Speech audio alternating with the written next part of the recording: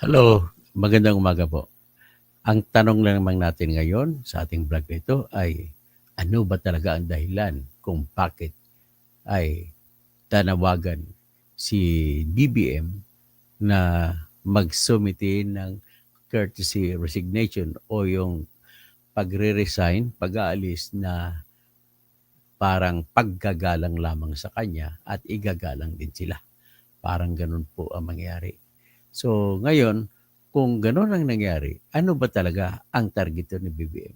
Kasi ganito po yun.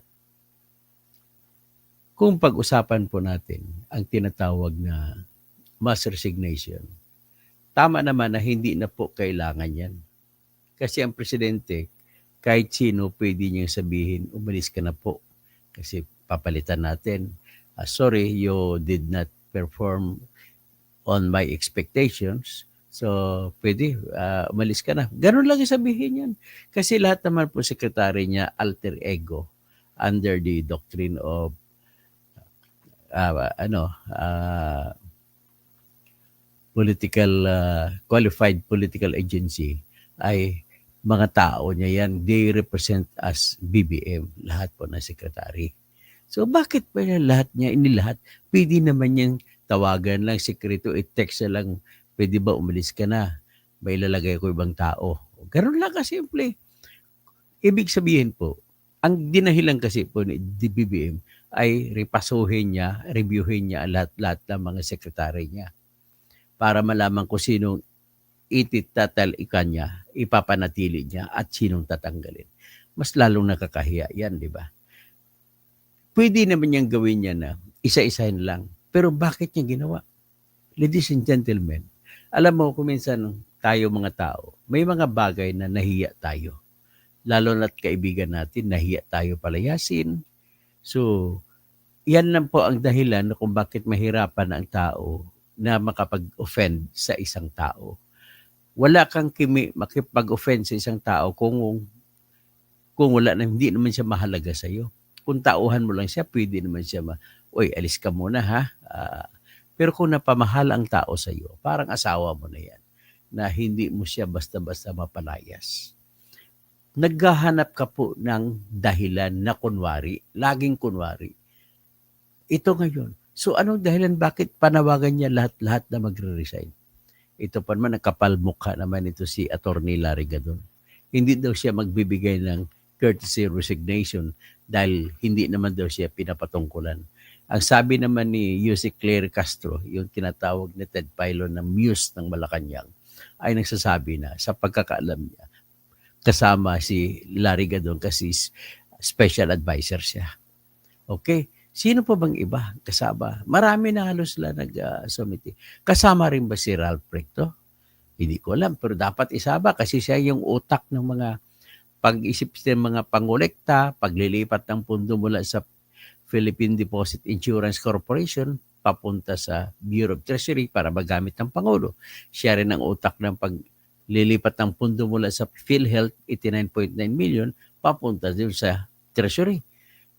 Yan, natuso kasi yan si Ralph Recto eh. Pero naipatanalo niya yung asawa niya bilang gobernador naman uli ng probinsya ng Batangas. Buti na lang yung anak-anakan niya na si Lucky Manzano ay natalo pagka-vice gobernador. Otherwise, talagang matindi na talaga yung tapakan dyan ng political dynasty. Well, sino ang tanong? So, ibig sabihin, kung ganun pala ang ugali ng tao, wala kang heart, wala kang puso na sabihin sa isa lumayas ka na, sino kaya yun? Ladies and gentlemen, marami naman mga barkada dyan si BBM. Tanging barkada lamang niya ang dahilan. Bakit?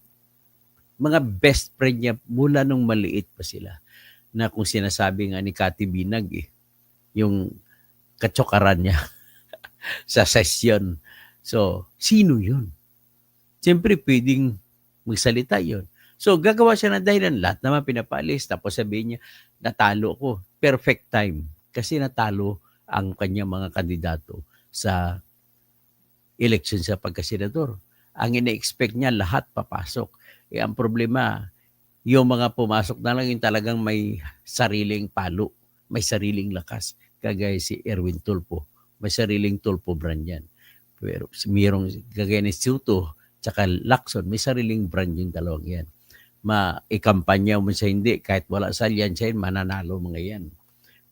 Si Lapid, mananalo rin yan. Ngayon, panalo nga, kahit laglag na sana. Number 11.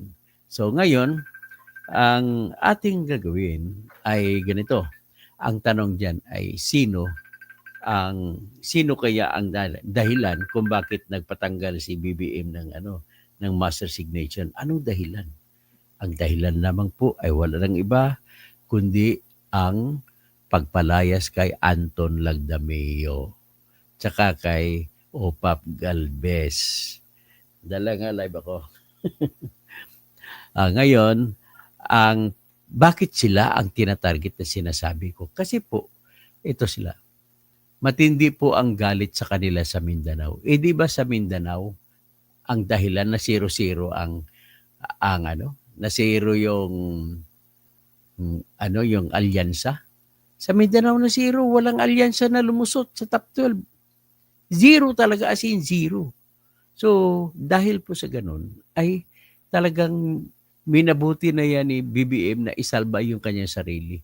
Ang problema, kasama nga niya sa kung sabi ni Kati Binag, kasama niya sa sesyon. Lagi.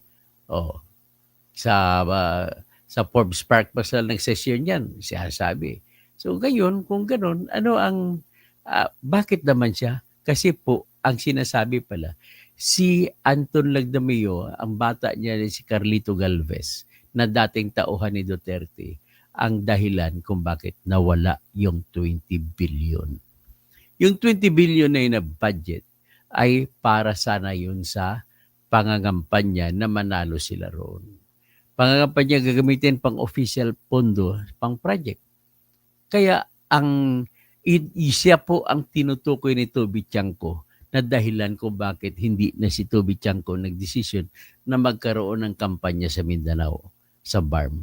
Lalo, sa BARM 0 sila. Sa buong Mindanao, hindi na nangampanya yung alyansa.